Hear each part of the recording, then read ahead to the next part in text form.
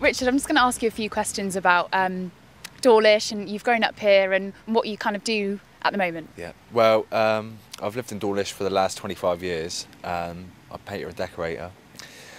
Me and my partner Kimberly, we've been saving now for some time to buy a house, and this opportunity's arose, and yeah, we're going to take it with both hands. Fantastic. So where are you currently living then? Well, we live with our parents and stay with each other on the odd occasion, and yeah, just really we've just been saving all our money. We haven't had to have the expense of renting somewhere really expensive, so we're lucky in that respect. So yeah, we're just really grateful for this opportunity, like I said, yeah. So how did you find out about these homes here with Cornerstone? Well, basically when Barrett's put in for planning, I got onto the council to find out who the actual housing association was going to be that was going to be dealing with the houses, and it was Cornerstone. And so I got onto the telephone with Cornerstone, and then you just go through the application process, and yeah, here we are today. Fantastic. What sort of issues have you faced then as you've sort of tried to get on the housing ladder and wanting to sort of stay and live in the area you've always lived in? The affordability, that's one. Houses were really expensive. We couldn't afford one. Saving the deposit, that's another. And also getting the mortgage. Oh, that's just a nightmare, getting the mortgage. Yeah. So yeah, but like I say, there's only 3 part ownership houses being built on this whole estate, which isn't really enough. I appreciate there's some rented, but it just gives you a real good opportunity, a real good start. Yeah. A step on the ladder that people do need. So yeah, it's really important. It is a really important thing. And how did it feel walking around today and seeing the houses go up and taking shape? Really nice, actually. Yeah. Well, it's going to be yours, so it's like, yeah, it's a bit surreal. Yeah, it's really exciting. Really exciting. So, were any other opportunities like this around here, or was this the first thing that was sort of suitable for you two? Well, between, I would say, Exminster and Newton Abbot, as far as I know, this is the only sort of thing that's going on in this area, especially the part ownership. I do believe they're going to be building some up in Exminster in the future and in Dawlish.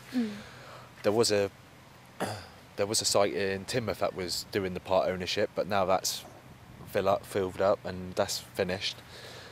So yeah, this is the only thing in this area. So it is really important, like we said before. But yeah, as far as I know, this is the only site. So it's fair to say there's few and far between then opportunities like this. Okay. So this property is called Shoreland House and is owned and managed by Cornerstone Housing. It was bought in 2007 from Devon County Council and had been empty for a year or over a year and was sort of a bit of an eyesore. Formerly a caretaker's lodge, a man named Stan Shoreland lived here for a number of years with his family and was the caretaker of the local school, hence the name Shoreland House. And Cornerstone, in partnership with Teignbridge District Council and the Homes and Communities Agency, transformed this redundant building into 8 one-bedroom flats for local people in Dawlish.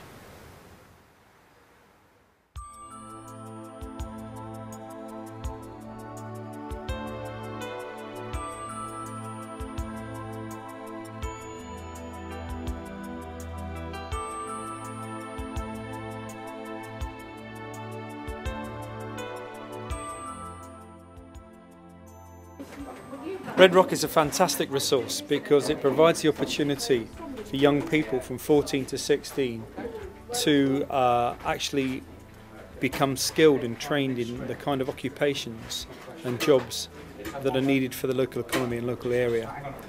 It goes to show that when you have really good resources, equipment and facilities and excellent tutors, put young people in that environment, they can only be successful. What we'll see here today is young people who were actually in school, still in school, but had never worked in the construction or catering or hairdressing areas, and within 2 terms of this course they become incredibly skilled and could enter the workplace without any difficulty at the end of the 2 years. Now that's important because not only does it provide people, skilled adults, to become employees, but also it motivates these young people through their school course.